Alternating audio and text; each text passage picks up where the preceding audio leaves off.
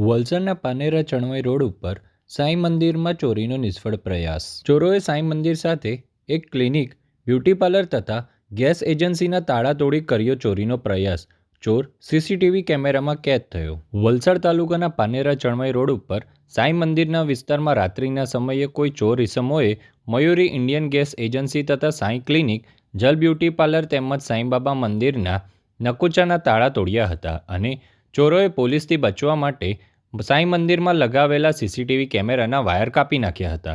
જો કે Indian gas એજન્સીના અંદરની ઓફિસમાં લાગેલા સીસીટીવી કેમેરામાં ચોરો કેદ થયા હતા અને ઓફિસમાં ઘૂસેલા ચોરોએ સામાન રફે દફે કરતા નજરે આવ્યા હતા. જો કે ચોરોએ સાંઈ મંદિરમાં પ્રવેશ કરી મંદિરની દાનપેટીનો ચોરીનો પ્રયાસ કર્યો હતો અને દાનપેટી બહાર સુધી ખેંચી ગયા હતા, પરંતુ તેઓ ખોલવામાં અસફળ રહ્યા હતા.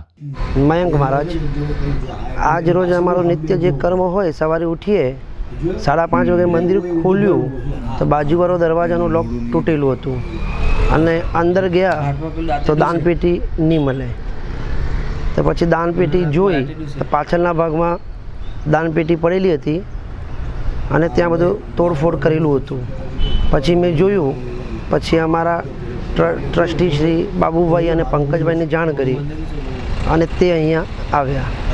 બાબુભાઈ પરાગજી પટેલ, પાનેરા ચણવાઈ રોડ.